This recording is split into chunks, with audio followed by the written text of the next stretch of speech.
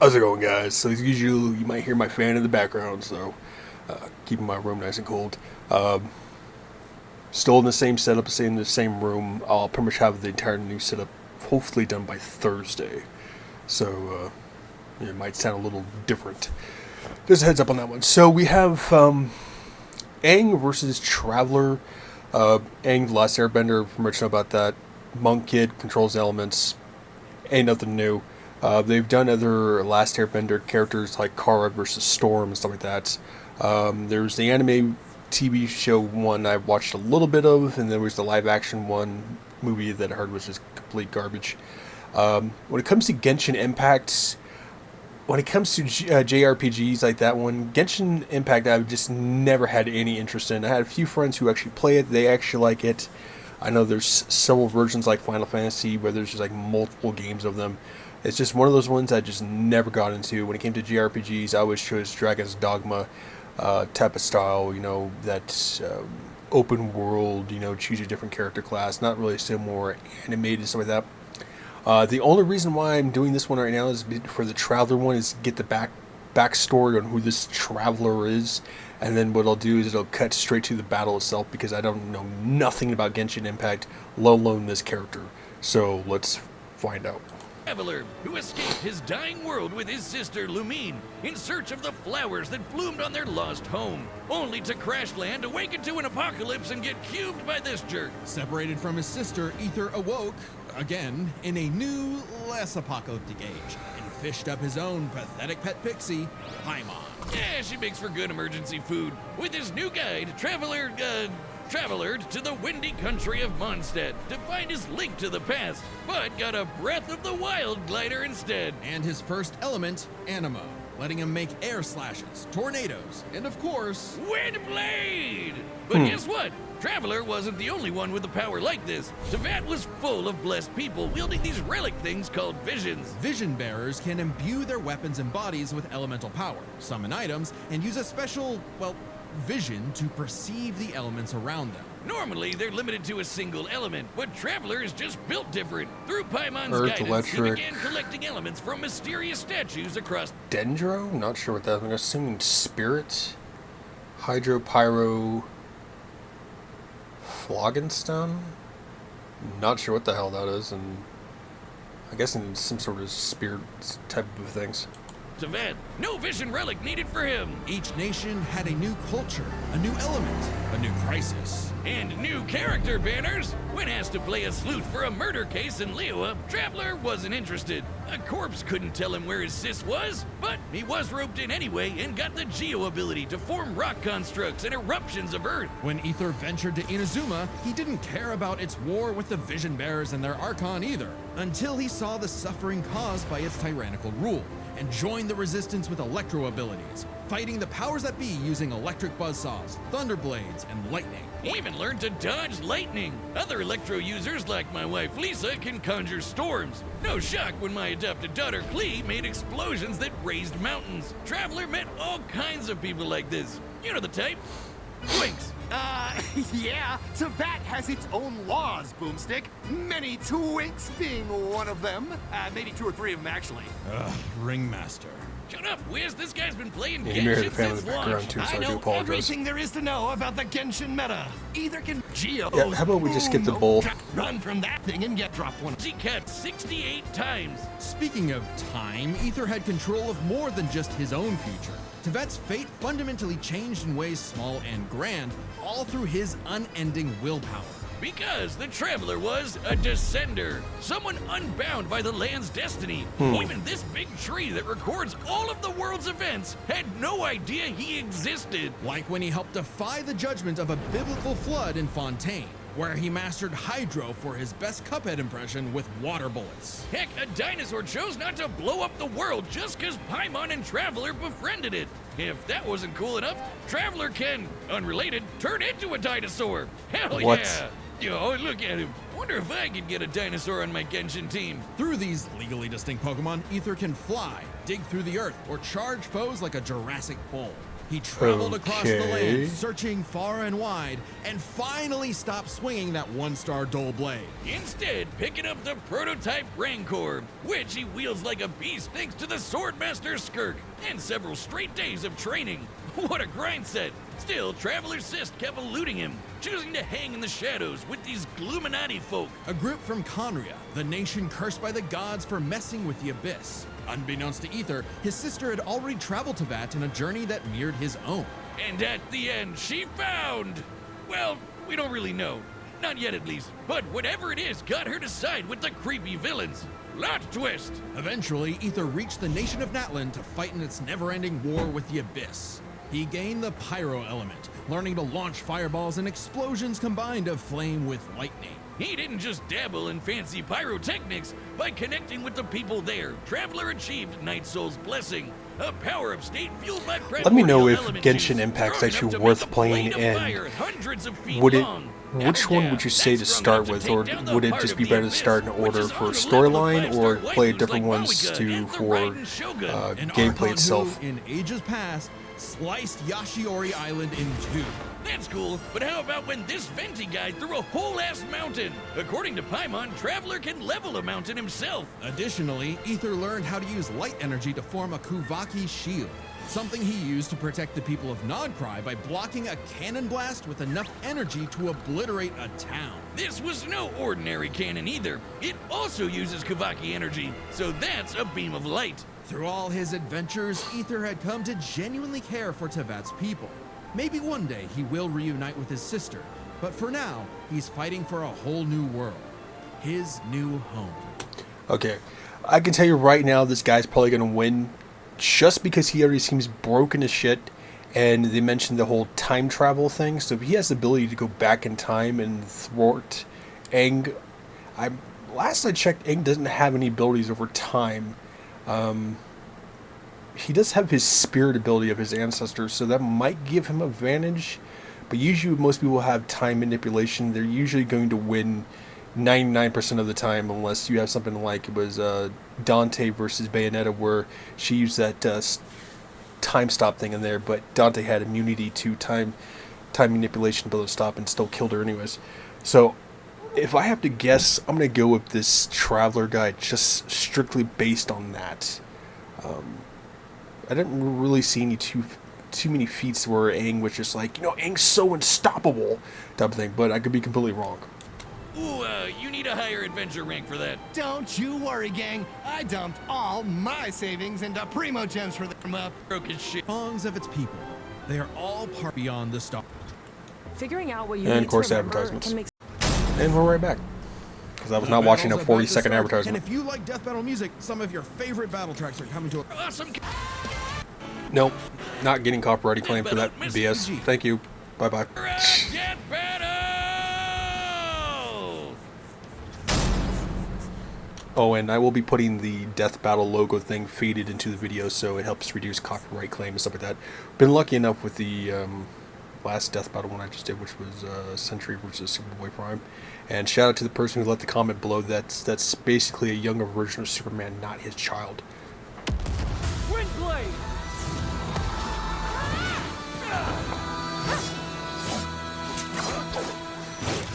And I am going to mute my mic so you don't have to hear my fan in the background.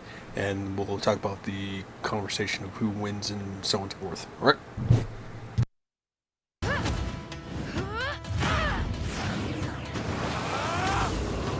Two elements?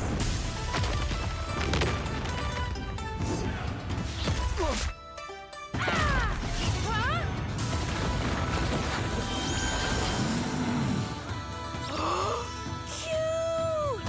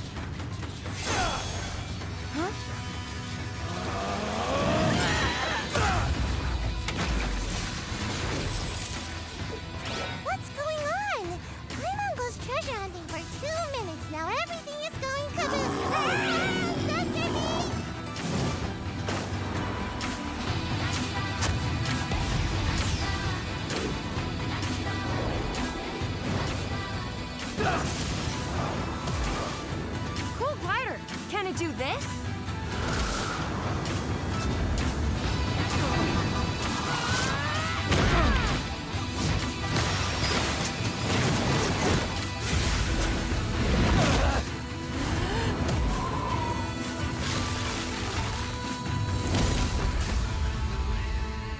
Come on, Traveler! Get up! Never, ever, ever stop moving forward! Remember! No one fights alone.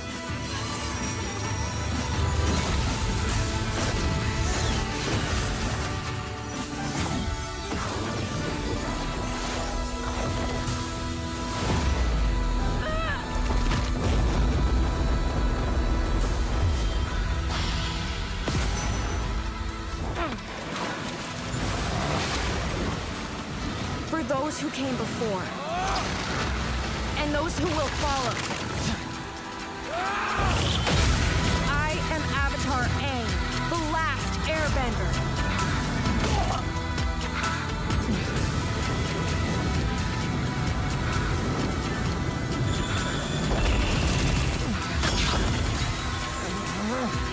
Take this!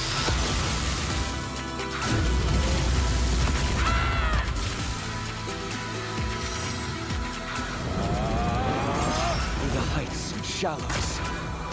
Through infinite dusks and dawns!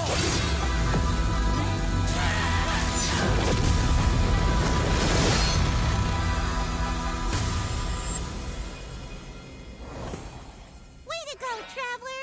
But does this mean no treasure?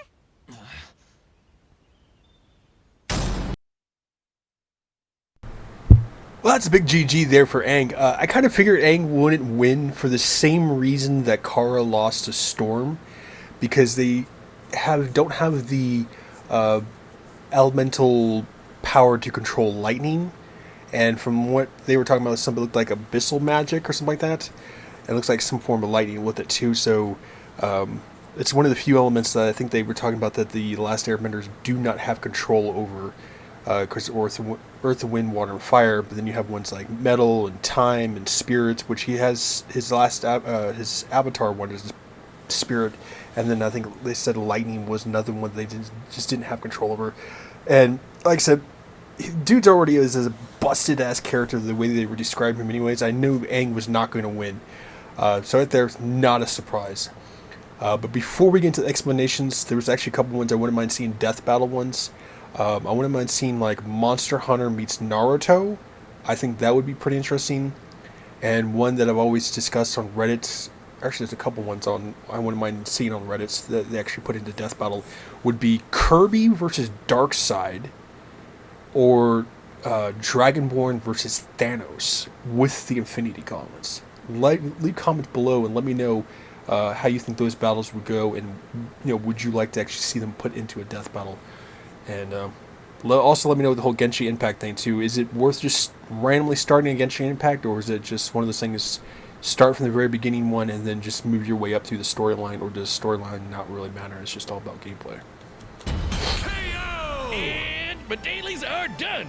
What a miss. This was an interesting pairing, so let's break this down by power, experience, speed, and elements. First up, power. Aang and Traveler could both change the terrain of entire cities, and we're way stronger than characters that can break mountains. But at their peak, they're both tearing up islands. Aang's avatar state made him on par with Kyoshi, who created and moved the island of Kyoshi.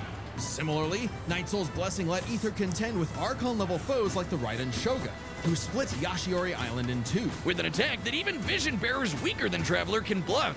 So he's definitely on that level. Kyoshi Island is over 6 miles wide and long. Kyoshi moved the island 17 miles offshore in 2 seconds. So we have everything we need to calculate the amount of kinetic energy this would require. Turns out it's basically the same as cutting through Yashiori Island, about 3,000 gigatons of TNT. So their power is tied up. Which means comparing their experience is crucial. Ether's mastered more elements than Aang, but the Avatar state gave Aang centuries of knowledge. With the memories and abilities of past avatars, Aang's kit was so extensive in a way Aether had no real answer for. Not to mention, Aang's training was more focused. Traveler is skilled, sure, but his training was mostly just a means to finding his sister, while Aang's journey was all about mastering elements to combat other elements. Experience narrowly goes to Aang. However, another important factor to consider is speed. In terms of mobility, both could roughly match the other. If Traveler was immobilized with earthbending, he could just dig his way out as a dinosaur. And Aang's airbending and glider meant he could easily counter Aether if he took flight. But in terms of raw reaction speed, Traveler had it in the bag. Aang bending away lightning is crazy fast, but Traveler could dodge lightning much earlier in his journey, and now he can block that light-speed Kuvaki laser. While lightning can move over 200,000 miles per hour, a beam of light can move 186,000 miles per second. Yeah, Over he 3,000 outsped his times ass. faster than Aang. Damn. Traveler takes speed by a landslide. So this all came down to the elements. Who could turn the forces of nature against the other? At first, I actually thought this was Aang's dub. Aether's elemental control is remarkable, but most of his attacks are projectiles, spires, and very specific implements that Aang has bent away in the past. Aether has never shown the precision or creative flexibility that we've seen with Aang's bending. But throw in the combos of elemental reactions and the script flips. Traveler could mix not just his elements, but also Aang's in ways that Aang could not. Bending was Aang's greatest strength, but also, against Traveler, a weakness. Because Aang usually had one or more elements around him, it gave Aether an easy access point through these combinations. When Aang used fire, Aether could use lightning to catch him in an overload. If Aang used water, Traveler's electrocharge could paralyze him, and so on. This isn't just a gameplay thing. Genshin characters like the lovely Lisa canonically say this is how the elements work. And unlike Aang, Aether has fought multiple people who can use multiple elements. The longer the fight went on, the more Aether would trip Aang up with these combinations, some of which Aang could not bend. Aang could redirect lightning, sure, but what about electro buzzsaws, or an electrified tornado, or dendroblasts of pure plant energy? The Kavaki shield especially gave Aether a strong defense to fall back on. Since it was made of pure light, Aang had no way to remove it outside of brute force. By comparison, Aang's wind barrier wouldn't block Traveler's elements. It would actually merge with them and create more combos that would target Aang himself. Makes Not a great sense. situation to be in. And since Aether's powers came from external earthly sources, like those statues, Aang could not depower him with energy bending, even if he theoretically overcame Aether's willpower. Willpower that is strong enough to alter the fate of the entire world. Sorry, Aang, but Yeah, I mean, he's just a better bender in elements. And one last one before we go.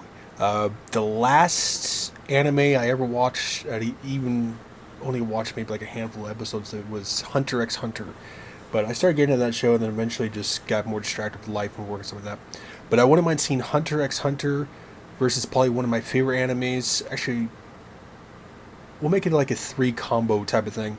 Hunter x Hunter I liked.